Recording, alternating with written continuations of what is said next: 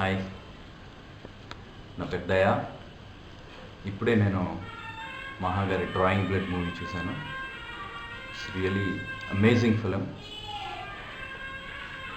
ఒక unique style ఉంది మూవీలో and I love the performances and the style of the movie. మహాగారి performance విపరీతంగా నచ్చింది నాకు. Towards the end, last half an అవర్లో తన పర్ఫార్మెన్స్ అమేజింగ్ అండ్ మేబీ ఈ మధ్యకాలంలో అలాంటి పర్ఫార్మెన్స్ ఏ మూవీలో చూడలేదేమో, అంత అమేజింగ్గా ఉంది and very touching and the concept is very unique.